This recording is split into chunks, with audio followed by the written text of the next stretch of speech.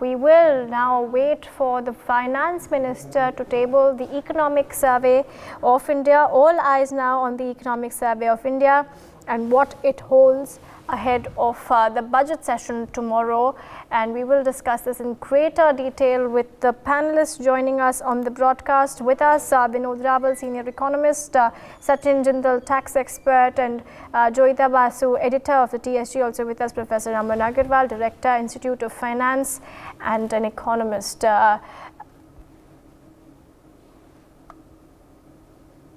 right, Aman Agarwal, sir, if I could come to you first. Your expectations of the budget tomorrow. The session has of course commenced, and we are expecting the Finance Minister to shortly table the economic survey. Your key expectations tomorrow?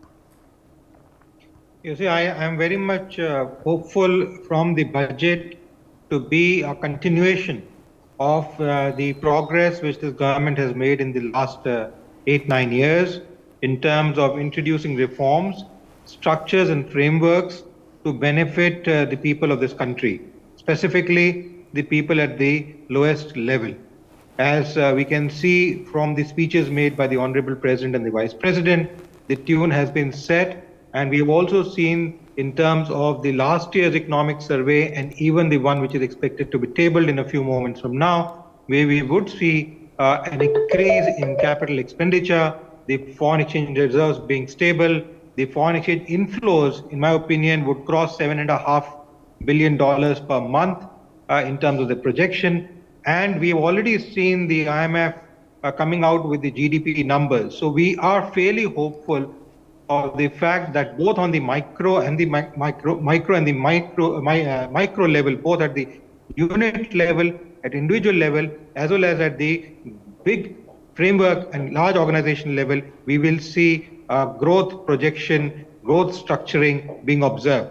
I feel happy to say also that the RBI has been able to contain inflation within a sustainable level, which is quite contrary to what has been observed in the world at large, including large developed countries and emerging economies, which have had a huge chunk of inflation eating away the growth component and even the survival of some of these economies in terms of giving appropriate livelihood. This government has been able to contain both the CPI and the food inflation to a great extent with the help of RBI and the frameworks they have created. So I think this is another step which is going to be there, and it will not be an election budget as has been seen earlier many years before, when the last budget used to be there. It used to be more of a popularist or election budget, but this time it would be different. However, we would still see a lot of focus on employment generated structures or frameworks or financing of projects like the production linked schemes and others which would be introduced, both fostering digital rupee, digital platforms, and adding the wings to the Indian economy. Right, Mr. Rawal, we are still waiting for the details of the economic survey to come out after it's tabled in the parliament. But a lot of reports are suggesting that it will peg India's GDP growth between 6 and 6.8%. What do you make of those numbers? First of all, I will say that President and Vice President have set a tone, and this government has really set a tone in last since 14 onwards. We now have the complete pace. We are running on a pace. We are not running piecemeal basis that every year we are discussing a different thing. We are on a path. We are on a right direction. Now the thing what required was the speed. The pace has been set. Now the speed has been set in last 7 years. So now lots of reforms has been done, as has been informed by the Honorable President of this country. And we have done the structures.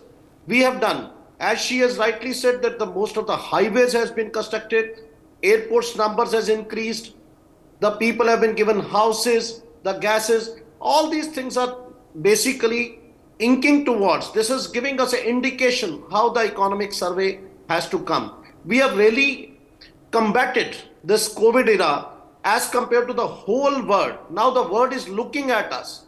This G20 has not come other way around. This is basically a reason for that. That this government has combated in such a way that now the world is looking at us, the how you are handling this, and we have to see that basis with us. So in my opinion, the 6.8%, which is coming as GDP, is one of the wonderful numbers we'll be getting in this tough time.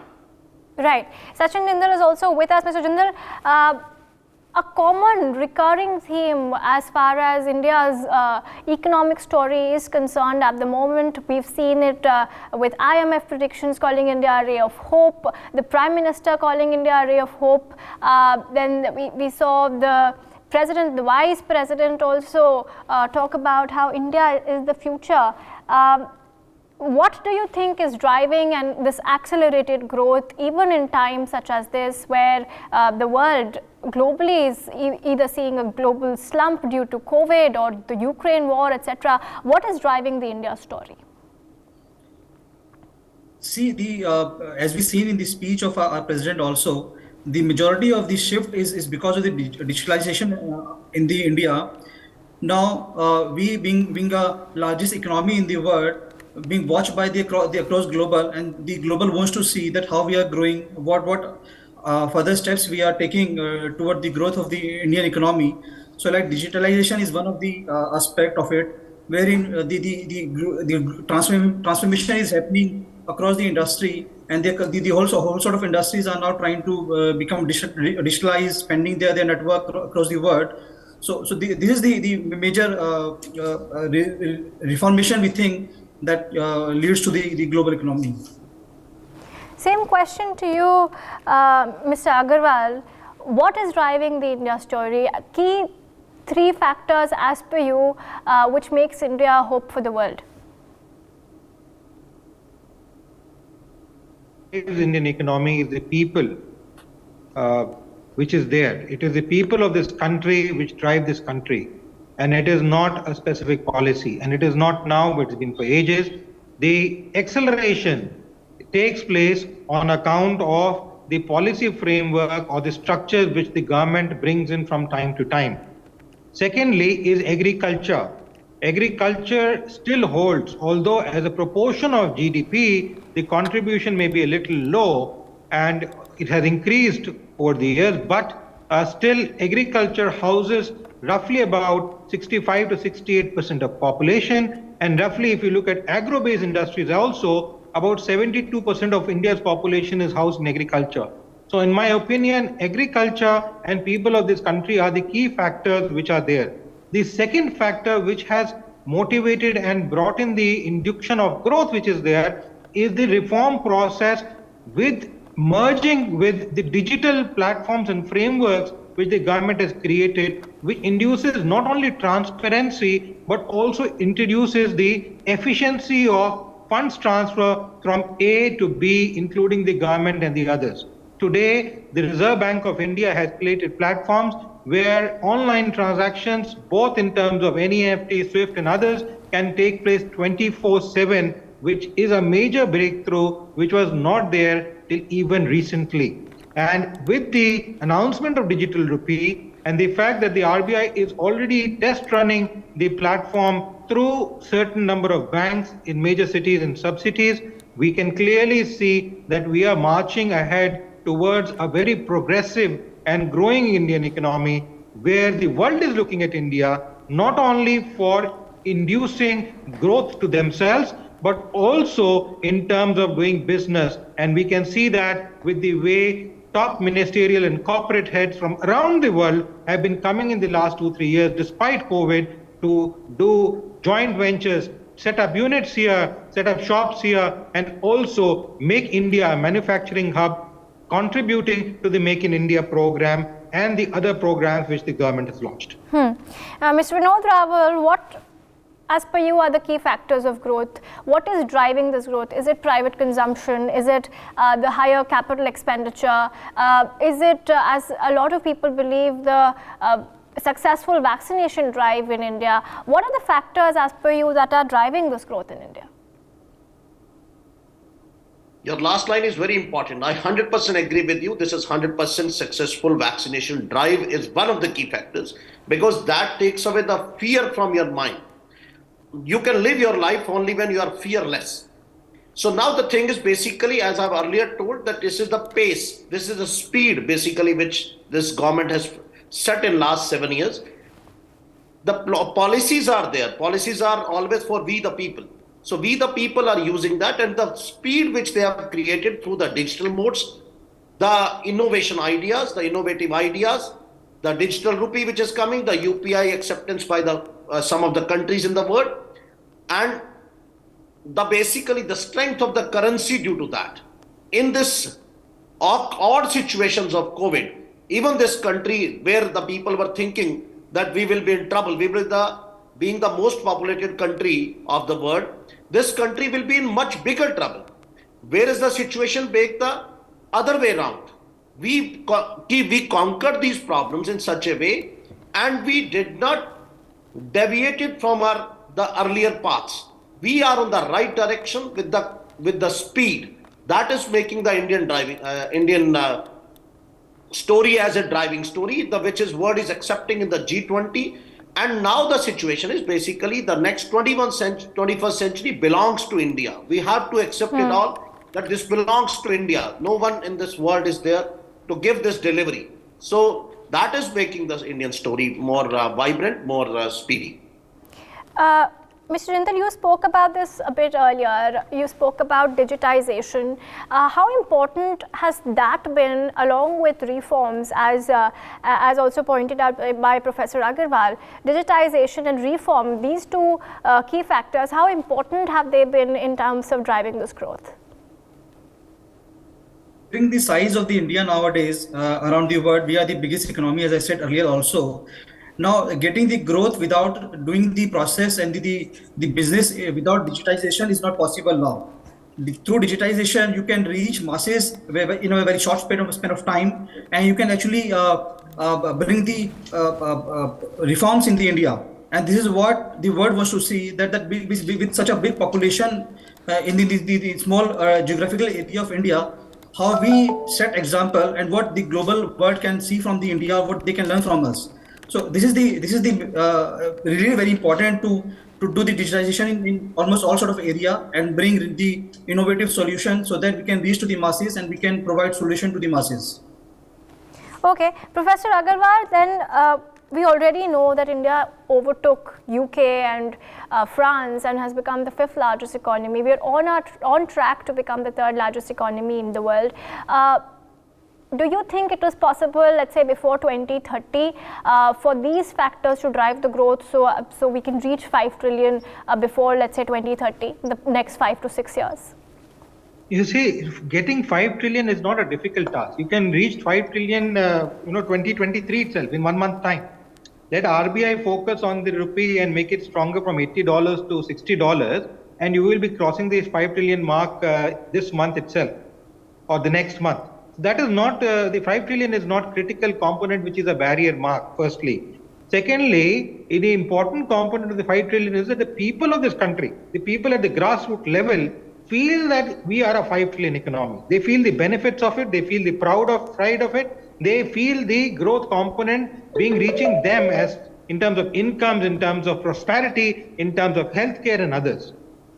Also, we need to understand that on a PPP mode, that is purchasing power mode, this is where what 1 rupee can buy for a person.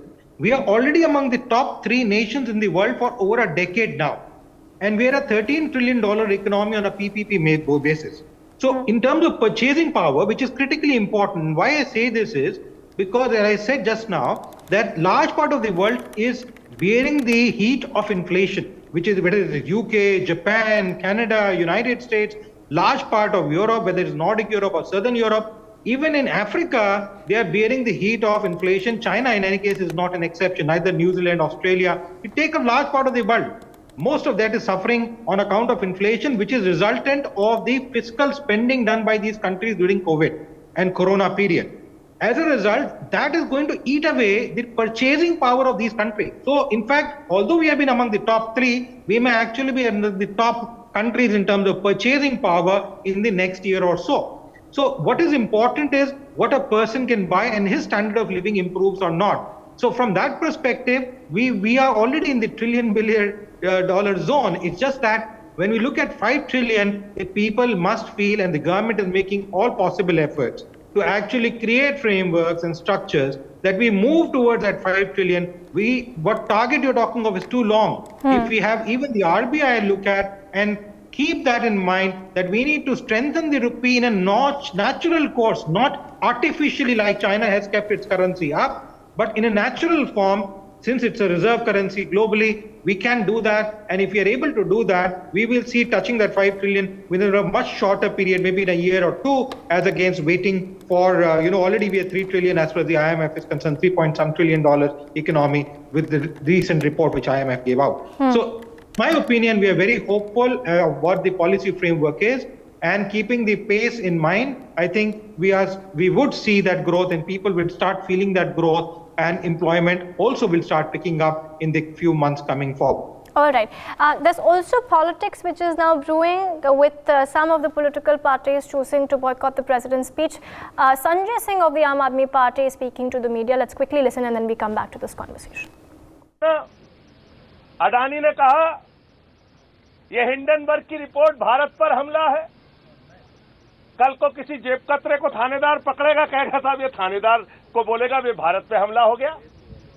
जो व्यक्ति देश के करोड़ों लोगों की जेब काट रहा है, उसके भ्रष्टाचार को उजागर करना भारत पे हमला कैसे हो गया?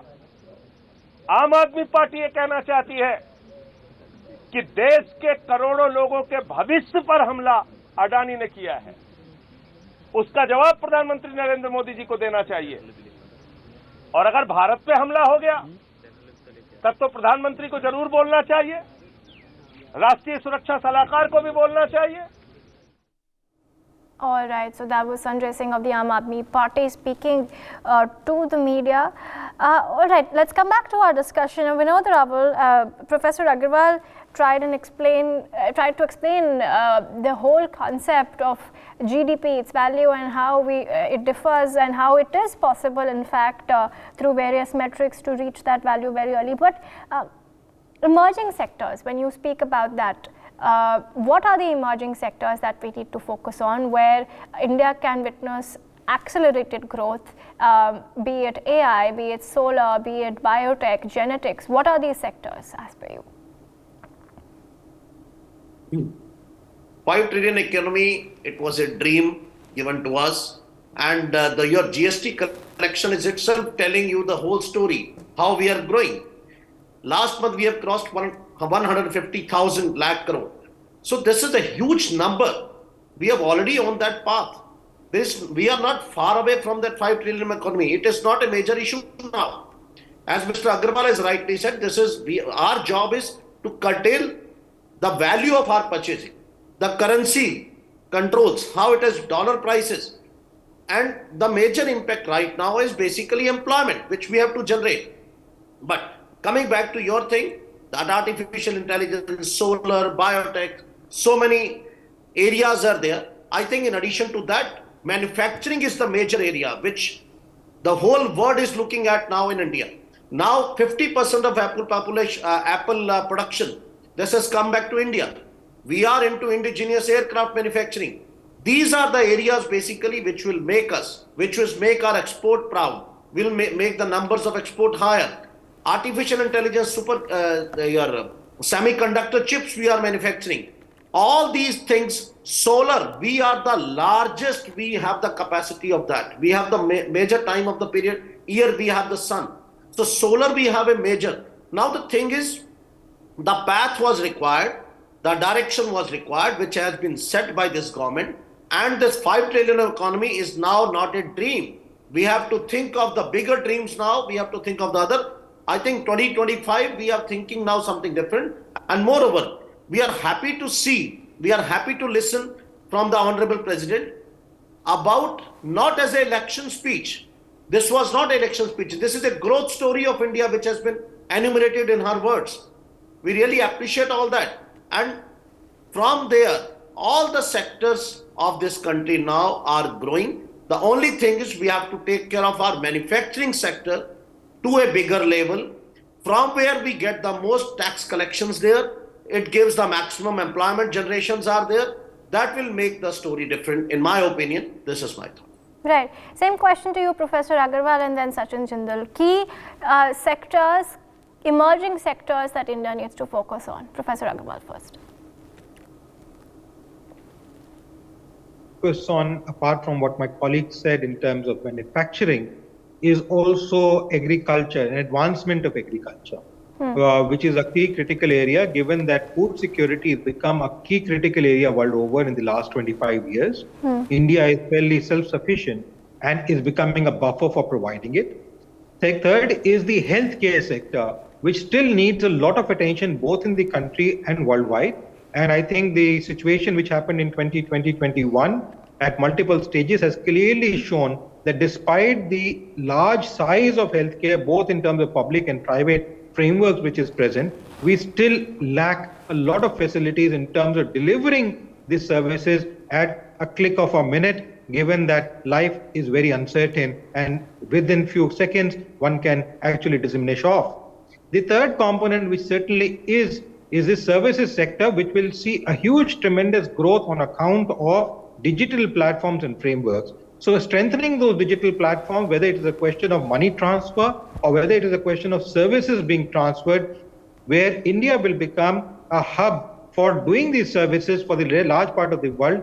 Fortunately, whether we like it or not, English has been a blessing for this country in terms of connecting to large part of the world, given that large part of Asia and even other developing regions have not been able to take an edge on this front, although they have other competitive edges. But this particular front, India has been a large framework, and government is creating frameworks for people to induce not only skill development, but even education at a larger platform, with the fact that they have actually now television channels, online platforms, educating through the government platform framework, people even living in the border cities. So a person sitting in a big city or in a border city can have the facility of getting educated and being productive and growth oriented for this nation. So in my opinion, the government is putting those frameworks, and the economic survey will highlight some of them coming forth with the way results are being observed. And we need still more focus in some of these areas, as I have outlined above, which you asked for. All right. Sachin Jindal, same question to you. Key focus areas, key emerging sectors that India can use to accelerate the growth. We see the history of last 25 years, whatever sector India digitized in itself, it become a huge success and benefit reaches to the masses actually. So for here, it is important to decide that what are the sector one should focus on, but it is also important to make a process, make a faster actions to make each and every sector digitize, be it agriculture, be it solar, be it logistic, or any other sector it is.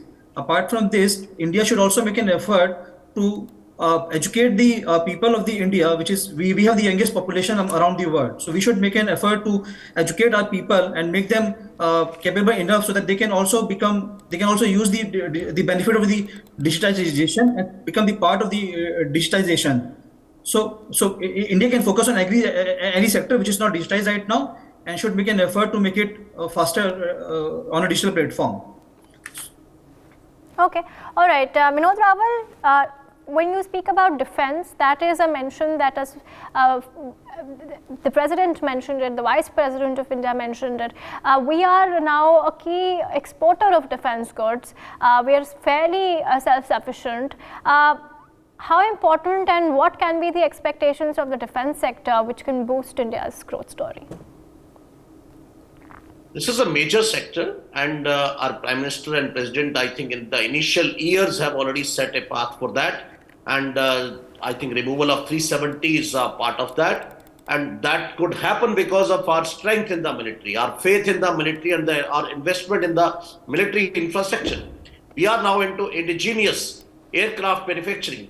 We have created so many satellites. We have created submarines. So basically now we are doing indigenous manufacturing and even exporting to the world. We have the orders from the other countries. We have the export orders for that. So infrastructure development on military, this is very important, and this is a major sector. It will get a big boost even in the coming years. Okay. All right. Professor Agarwal, startups, how important are they? Because we've seen the startup boost in the last few years. They've in a way just driven the growth story, both in terms of employment as well as productivity. As per you, how important and crucial they are? What kind of expectations do now the startups of India have? I would like to look at startups from two perspectives. One is micro, which is from the MSME, we have this last component, which is micro, medium, and small enterprises. So when I look at startups, if you look at micro or small, I would like to quantify in that. And from that perspective, India has given a substantial focus from the beginning of its independence on the small and medium size, with both IDBI and SIDBI coming into play. At that time, we used to call them SMEs, and that was where the framework used to come in. I particularly, the way we have seen startups built up across the globe in Europe and the US, there has been a much better growth story observed in the last 5 years of startups in India. However, in terms of giving buoyancy to growth or giving buoyancy to economic employment to people at large, startups do not really cater to that framework within a span of first 2 to 3 years, because they are looking at creating an idea and setting it up and then putting the ball and rolling. And the initial phase do not employ too many things, neither are they able to deliver so much. So startups have a longer gestation period as against SMEs or micro and small enterprises. And from that perspective, we are merging these two concepts of startups and small and micro enterprises.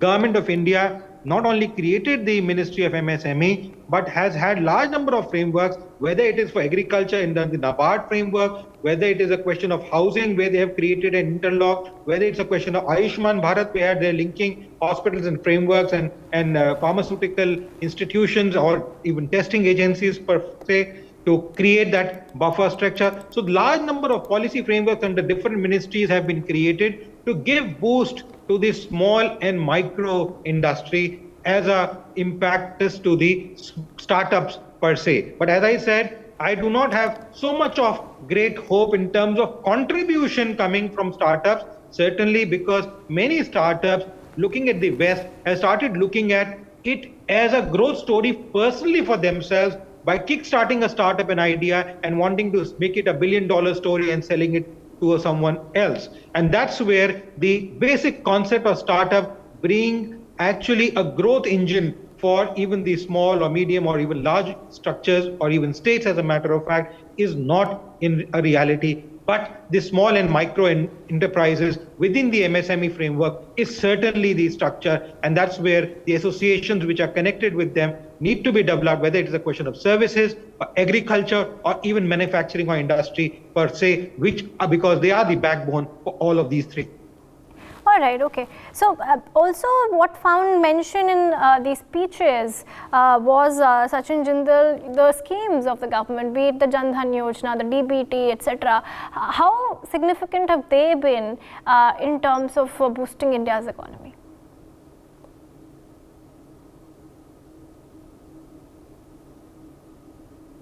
The various schemes being launched by previously by the Indian government, they are equally important for the growth of the India, as they focus to bring the benefit to the masses and then make a part like Jan Dhan Yojana. The objective is to bring a lot of people within the banking system and then push them to use the Indian banking, which were not using earlier. They were into all cash model, but now they started using the entire banking system. They start getting the benefits of the various facilities being provided by banking. So these schemes are really important. What more important is that whatever scheme government of India is bringing going forward, how they are spreading those schemes to the masses, and how faster they are able to do it. And then there has to be a system where they will be able to track that whether the benefit is being given to the target audience or not. So these schemes are really important, and the government should come up with all sort of scheme in future also. All right, Vinod Rawal, what as per you have these key schemes been which have driven India's economic growth? Basically, these are the schemes which have brought the people to the banking system. The purpose was to bring them to the system, who were really neglected out of it in the past. And with these schemes, they have been connected with all these subsidy schemes, all the benefits being derived by them. to their banking channels. So all the middlemen has been basically evaporated with that. Now the whatever government wants to deliver, if you remember the old words of our Prime Minister, that whatever is we send to you, 10% reaches to you, 90% goes away, has been eaten by so many other people, they have taken away by them. Now at least whatever 100 rupees subsidy schemes goes with that Jagan scheme or any scheme, it reaches directly to them. Similar to the gas subsidy, everything, all these subsidies, even for the farmers, now the money is going directly to them. So with these schemes, the government is able to send that money to them, and that money now comes back to the economy. I think Mr. Agarwal will agree with me that basically it's an expenditure. It is the infrastructure spending which makes the wheel of the economy running at a fast pace. It is not the person. We are not pushing it now. Now it is in an auto mode. It goes automatically. So these schemes have really set a path and really made a pace. I think both the things has been achieved with this.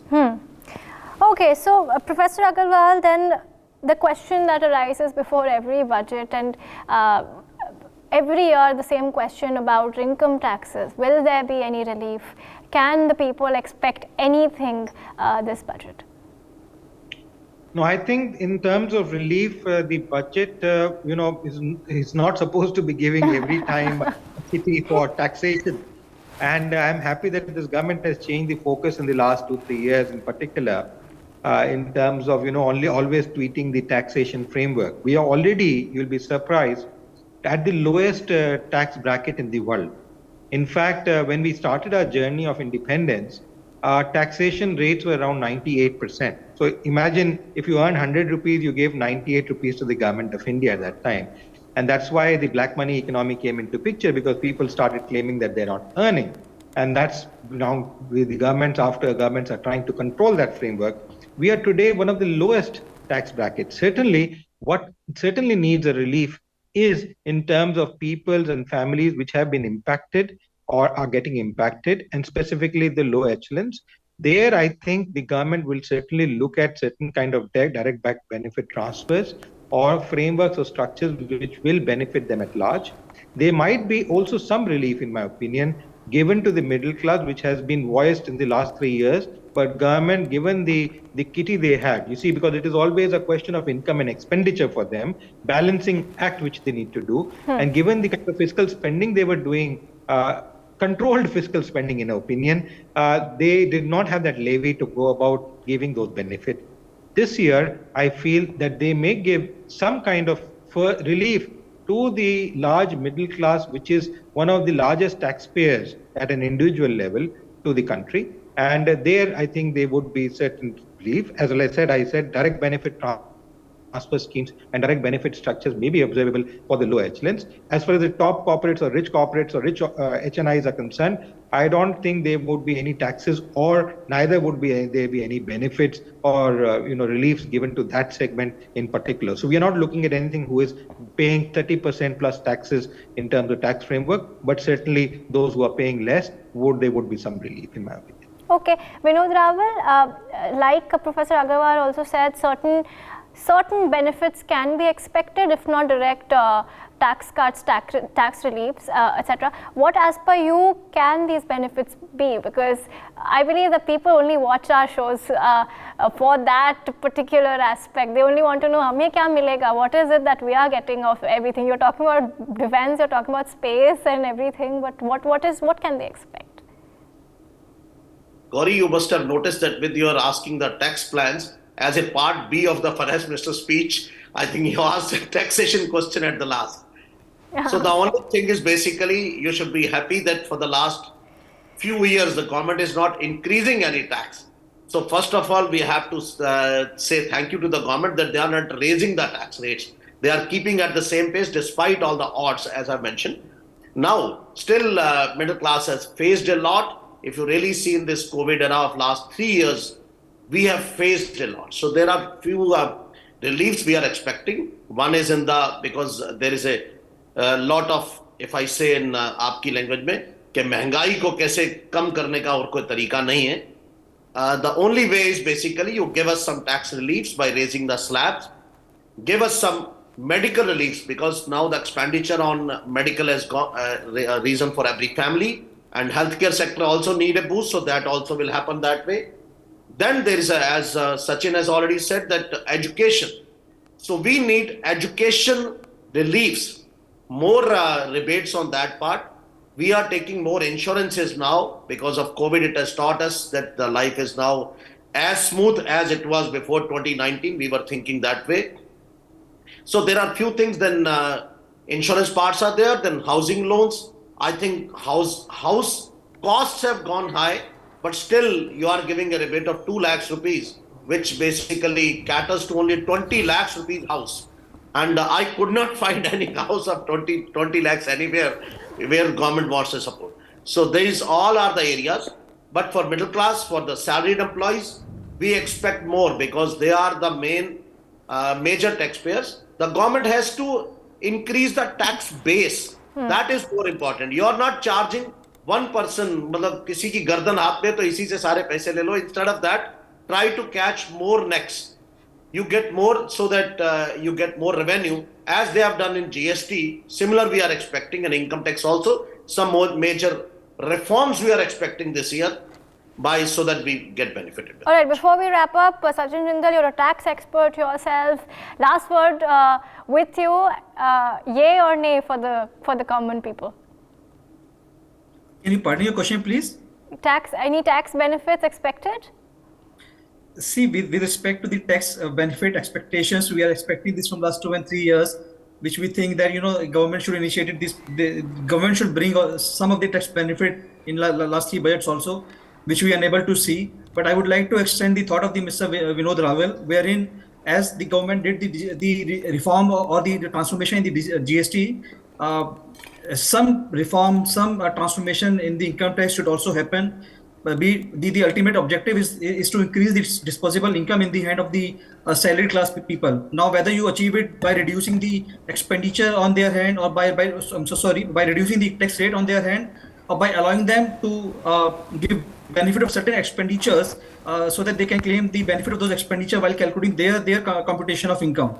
So everybody nowadays spend approximately 15 to 20% on transportation while they go for the jobs, for doing their duties. So the government may think of giving certain additional benefits in terms of deductions what they incur on their transportation cost. For more such videos, subscribe to the NewsX YouTube channel, hit the bell icon.